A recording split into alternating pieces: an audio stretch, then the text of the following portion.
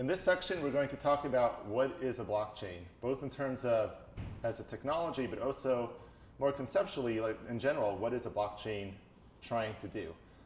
So in terms of the technology side, number one, obviously a blockchain is a piece of software. It's a piece of software that runs on the internet, but it operates very differently from a lot of the other software that we're used to, which uses what is called a client-server model. So generally, if you're connecting to, say, an Amazon or Facebook, they are the server. They're doing the heavy lifting. They're doing a lot of the processing. They're feeding you the data.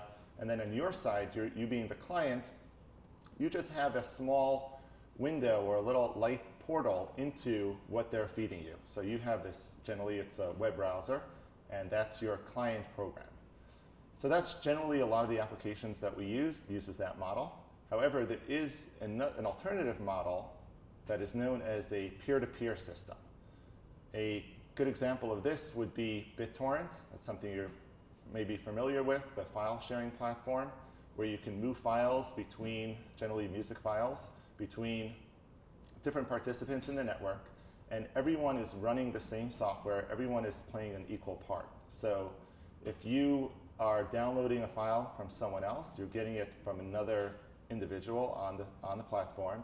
That file gets routed along other people that are participating in the network until it ends up at your machine. And vice versa, you're also involved with routing other people's files through the network.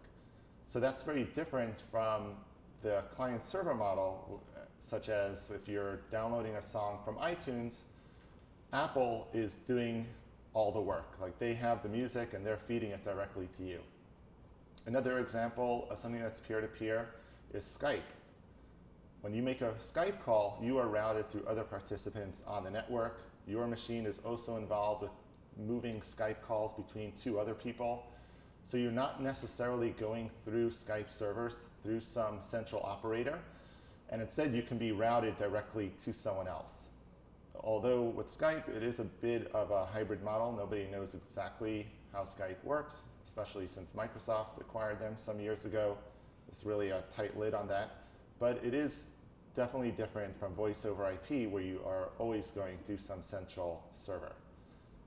Another term that you hear a lot with respect to peer-to-peer is distributed, which is that same idea that the operation of this whole network is spread across many, many different participants. You can also think of a distributed network as one where if you were to cut the network in half, if you were to have now two parts, each of these parts can just operate independently on its own, as if it did before. Like there is no, it's not like the network goes down, which would happen in the case if Apple is, say, cut off, then your iTunes program will no longer operate. So a blockchain is another peer-to-peer piece of software.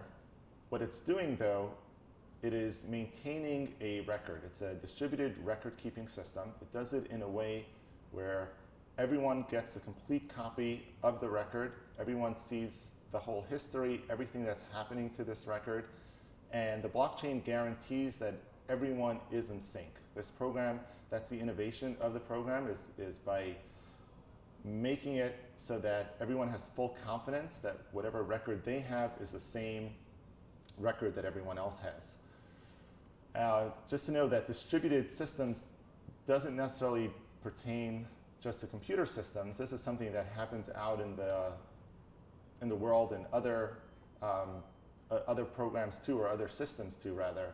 A good example of this that you see just in general is human language. So human language itself is not dictated or orchestrated by any central authority. There is no organizer that defines exactly which words get added to the language, how they're pronounced, so that you could have from some early language, like from Latin, you can have Portuguese, French, Spanish, Romanian. All of these languages can evolve from one single source because the evolution of it happens in a very distributed way. So going back, a blockchain is another piece of software that operates as a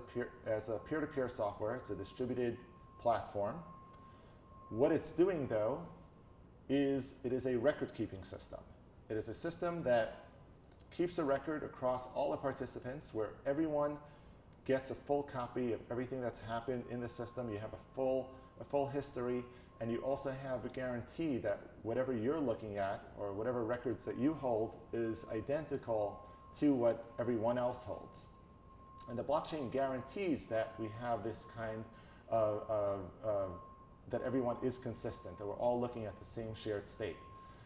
So it's sort of like if you have a Google Doc where everybody is looking at the same document and we all see the same thing. However, in the case of Google, everything is managed or controlled by Google. So if somehow Google goes down or blocks or restricts access to a document, which does happen occasionally, or they do sometimes intentionally or accidentally block access to people's Google Docs or emails. Now in this alternative system, there is no central party that can do that. I should also say that it's not just data that is being kept in sync across this network. It's not just the record, but it's also rules and other operations, even full programs that can operate on that data. So everyone is also has some kind of computer code that executes on this shared record system, and it will execute identically for all the participants in the network. So that's what a blockchain is. It's a peer-to-peer or distributed record-keeping system, which also has some rules in terms of how that data can change over time.